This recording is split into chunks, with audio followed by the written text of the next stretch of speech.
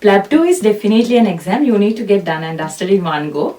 It's pretty stressful and you don't want to go through this stress repeatedly. And this exam is very expensive. Many of you need to travel to the UK with a visa to appear in PLAB Part 2. I remember very well how stressful I was for this exam. And that is why I thought to share with you guys few tips and tricks and do's and don'ts in order to pass this exam.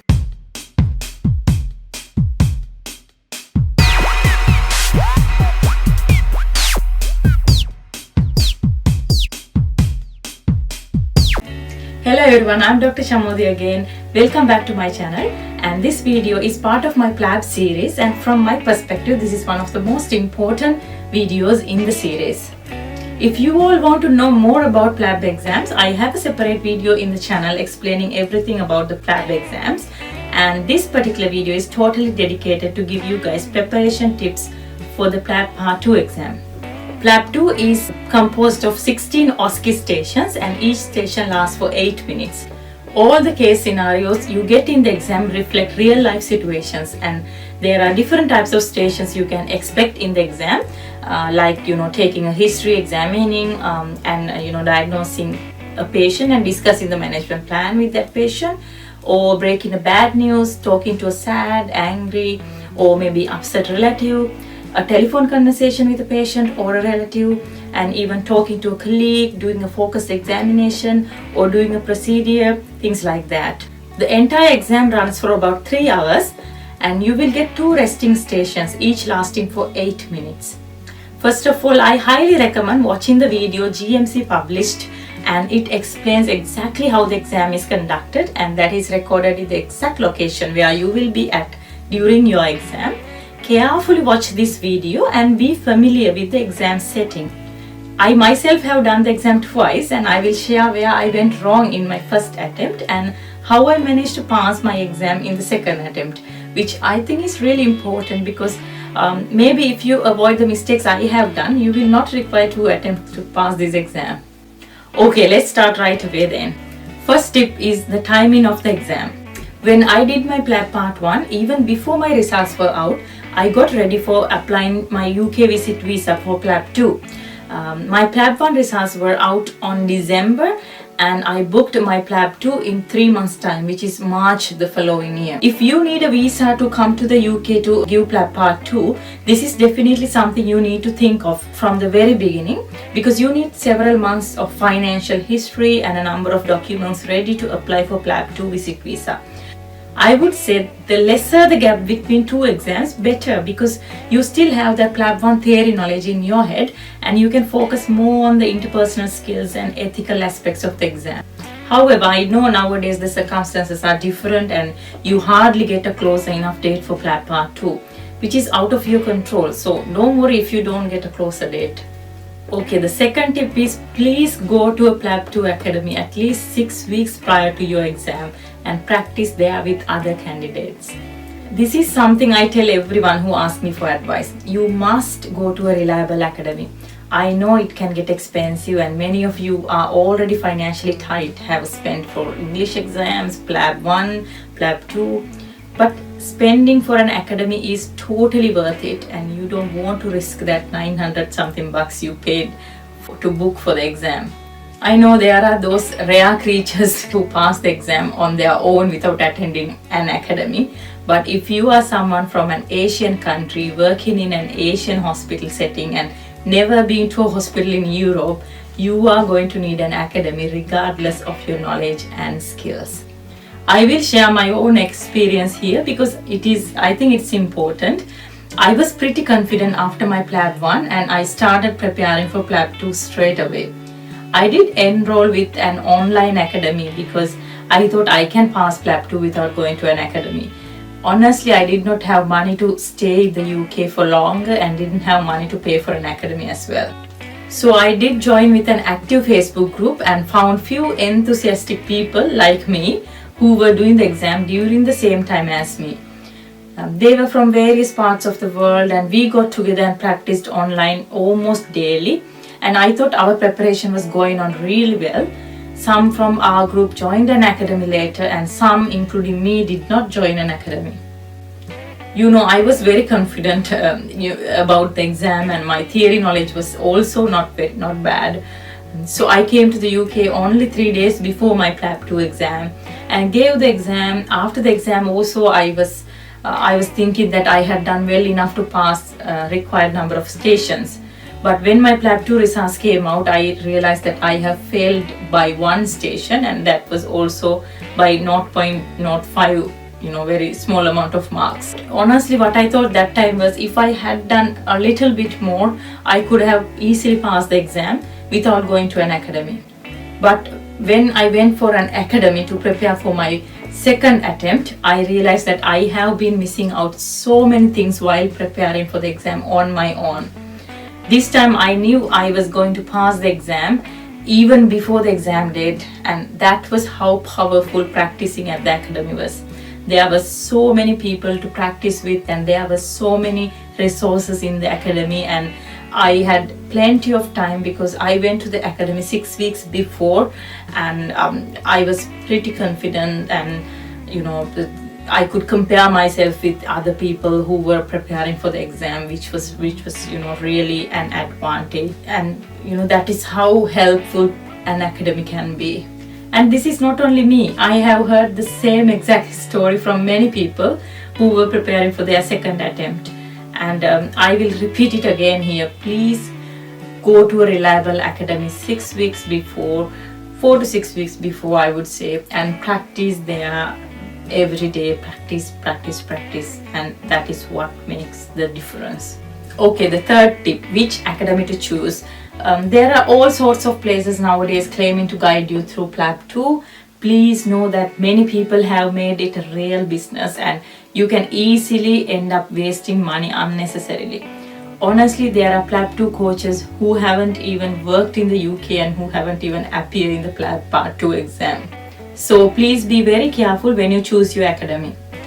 So the best advice I can give you is to enroll with a well-established academy. There are several such academies in the UK. Being in an established academy is important because they know in and out of the exam, and even they get updated on the new stations quite soon. They have mannequins to practice which are quite similar to the mannequins you get in the exam. And most importantly, you will find many doctors who are in the same timeline as you, and practicing with many doctors, not sticking with one partner to practice is very important. Okay, the next tip. When you start preparing for the exam, you will find a number of scripts made for the exam cases. Many such scripts are made long time ago, and doctors have been using them for many years. These scripts are really good because it gives you a very good understanding of the case and the main points you need to cover in the exam. However, just imagine if you by heart the script and just vomit it out in the real exam, what will happen? It will be so obvious and you will not look natural at all. You will be looking so robotic. Not only you, there will be other doctors strictly following the script as you, and it is a real bad impression the examiner on that particular station gets. So invariably all of you will mark down for that station. Therefore, my advice is to use the script as a guide and be authentic, not only in the exam, also during the practicing time. Be yourself. Don't forget that you are a doctor and you do see patients in real life, daily basis sometimes. Think about the patient in the exam is your real life patient, and do the exact thing you do for your patient. Keep in mind that GMC is looking for safe doctors and doctors who put their patient first. So my next tip is to practice until you get the language out naturally. I know that many of your first language is not English and you do not talk to patients in English in day-to-day practice. At least that's the case where I came from. I had hard time, talking in English naturally, and I still do. This is one main factor that can bring your confidence down. No matter how good you are as a doctor in real life, if you are, if you are not confident, if you are not comfortable with talking in English with your patient, it can really mark you down in the exam. So the one and only solution for this is practice. Even before you come to the academy, do practice in front of a mirror, practice with your family member, practice until you get those emotions correct. Record your practices and watch those, watch your facial expressions and look where you can improve. This really matters. I don't know if I am correct, but I think there is a certain way English people talk and express their emotions, which is very different to us. Watch more and more videos in YouTube to understand this emotion. And if you're not familiar with saying, things like sorry, excuse me, pardon me, know when to use these terms and use it in your day-to-day, language, day-to-day practice. Use them again and again until it becomes natural to your tongue. I remember when I was in my academy practicing with my roomie for the second attempt, I literally googled things like I literally googled synonyms and the words like awful and how and when to use these words, how to use these words in a sentence. Then I practiced those phrases or sentences over and over again until I get that emotion correct and until my tongue gets used to it. This is totally something doable, and after a few days of practice you get used to it and you are no more hesitating to use the language. Let me tell you something. When I was in the exam, I really thought those actors come as patients are really acting, and the way they talk I thought was scripted, because you will see a pattern in their reactions, in their emotions and the way they talk.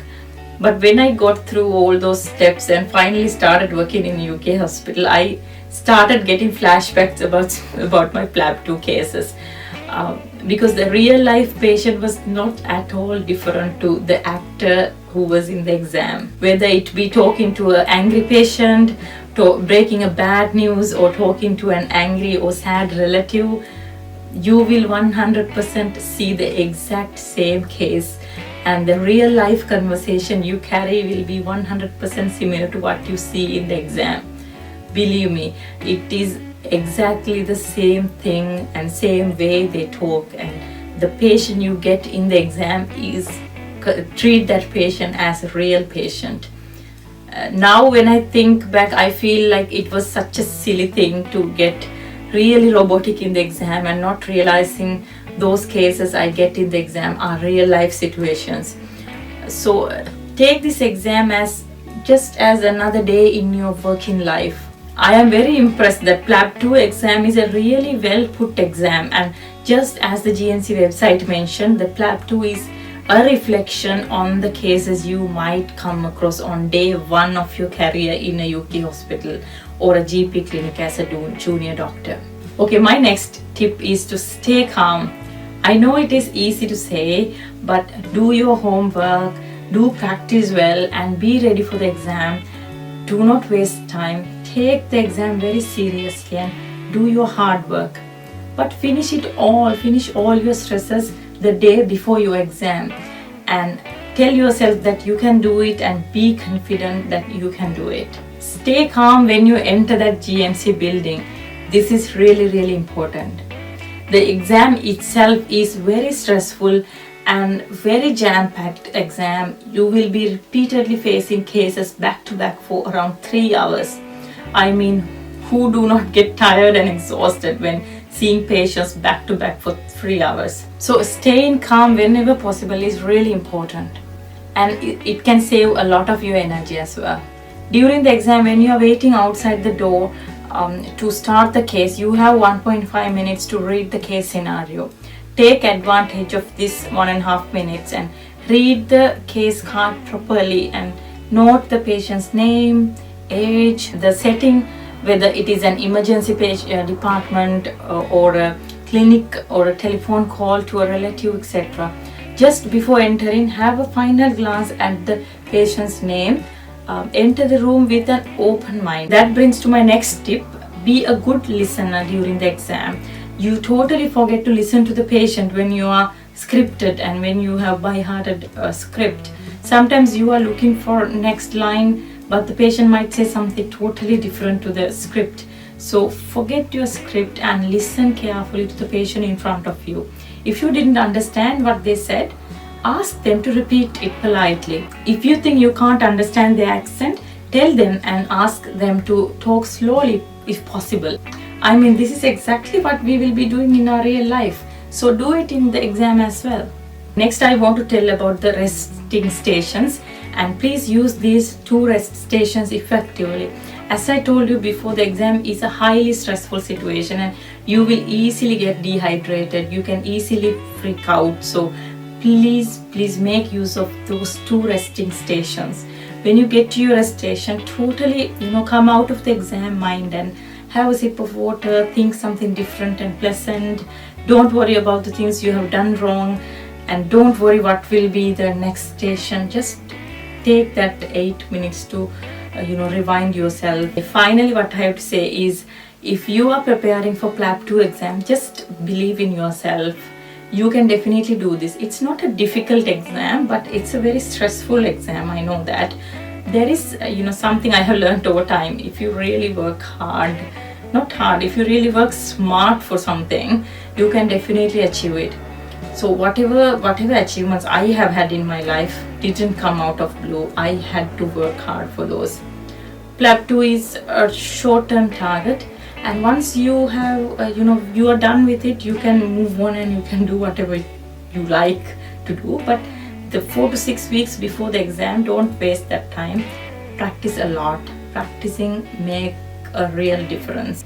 And let me repeat this again, do not forget that you are a doctor and the exam is just like another day in your career life.